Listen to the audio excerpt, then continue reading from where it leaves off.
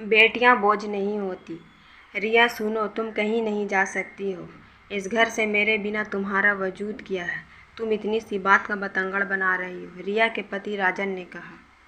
इतनी सी बात राजन तुम्हारे लिए है, मेरे लिए बहुत बड़ी बात है। 3 साल से तुम्हारी अय्यासी की खबरें मेरे कानों तक आती थी, पर हर बार तुमने मुझे ही गलत साबित कर दिया। पर आज नहीं, मैं तुम्हारे पीछे आज इसलिए गई थी कि आज फैसला लेने से पहले फिर एक बार अपनी आंखों से देख लूं। तुम आज फिर किसी के साथ होटल के कमरे में अय्यासी में डूबे थे। तुम्हारे फ़ोन से मैंने जगह और समय देख लिया था। आज मुझे फैसला लेने का ज़रा भी दुख नहीं है। राजन, तुम समझते क्या हो? हर बार गलती तो नहीं हो सकती है, ये आदत है तुम्हारी। रिया, तुम बात बढ़ा रही हो।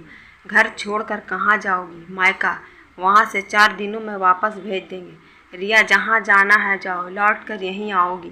कौन रखेगा तुम्हें? माँ बाप या भाई? उन पर बोझ ही रहोगी। कोई नहीं बोझ को ज़्यादा दिन रखता। राजन ने बेशर्मी से कहा।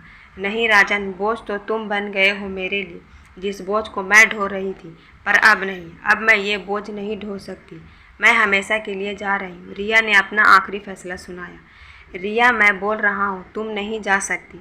मैं जा रही हूँ। एक थप्पड़ की आवाज़ जो रिया के गालों पर पड़ी थी, पर यह थप्पड़ उसके दिल पर लगी थी। आंसू बह रहे थे, पर वे थप्पड़ के नहीं, विश्वास टूटने के थे। रिया, तुम नहीं जाओगी, मैं बोल रहा हूँ ना। मैं जा रही हूँ और अब कभी नहीं आऊँगी। तुम ऐसे नहीं मानोगी। राजन उसे मारने लगा। तुम पागल हो गए हो, छोड़ो मुझे। रिया ने अपने आप को छुड़ाने की कोशिश की। तड़ाक एक जोरदार थप्पड़ राजन को पड़ी और सकपका गया। अचानक उसे उसकी उम्मीद नहीं थी। ये थप्पड़ रिया के पापा की थी। रिया ने उन्हें साथ चलने बुलाया था। तुम इतने गिर जाओगे हमने नहीं सोचा था। तुम्हें शर्म में नहीं आती हाथ उठाते खुद की गलती को ढकने के लिए? कब तक मेरी बेटी को मोहरा बनाते रहोगे? रिया के पापा ने कहा। रिया अपनी माँ के गले लगकर बिलख पड़ी। माँ, मैंने बहुत कोशिश की, पर मैं अपने घर को नहीं बचा पाई। नहीं मेरी बच्ची, घर पति पत्नी दोनों की ईमानदारी से बनता है, किसी एक से नहीं। तुमने बहुत कोशिश की मेरी बच्ची, अब नहीं। यह रिया की माँ थी।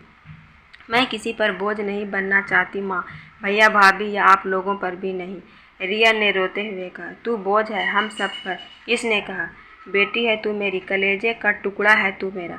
आज के बाद बोझ कभी नहीं बोलना। और तेरी भाभी ने ही हमें भेजा है तुझे लाने, वो भी तुझे इस हालत में नहीं देख सकती। आखिर तूने बहन माना था तो वो भी तुझे बहन ही मानती है। फिर तूने ऐसा कैसे सोचा? चल अब घर चल, अब वहीं तेरा घर होगा और नई जिंदगी शुरू करेगी तू। रिया की माँ ने रिया से कहा। रिया अपने पापा के गले लग गई। बेटा, माँ बाप का सपना होता है बेटी अपने घर खुश रहे, मायके आए और फिर अपने घर चली जाए, पर इसका मतलब ये नहीं होता कि वो मायके वालों पर बोझ बन गई है। तू दिल का टुकड़ा थी और हमेशा रहेगी मेरी बच्ची। रिया के पापा ने अपने आंसुओं को छिपाते हुए कहा। और हाँ दामाद जी, बेटी बोझ नहीं, अपने माँ बाप के कलेजे का टुकड़ा होती है। मेरी बेटी बोझ नहीं, बोझ तो आप बन गए हैं हम सब के लिए। उसे बोझ समझने की गलती मत करना। हाँ, मैंने एक बोझ उसे दे दिया था, वो बोझ तुम थे, और वो बोझ आज उतर कर हमेशा के लिए उसे ले जा रहा हूँ। वकील आकर तलाक के पेपर दे देगा आपको। चल बेटा अपने घर। रिया के पापा ने उसका हाथ पकड़कर उसे अपना सहारा दिया, हमेशा की तरह। आखिर वो कलेजे का टुकड़ा जो थी। रिया सोच रही थी, सचमुच बेटियां कलेजे का टुकड़ा होती है।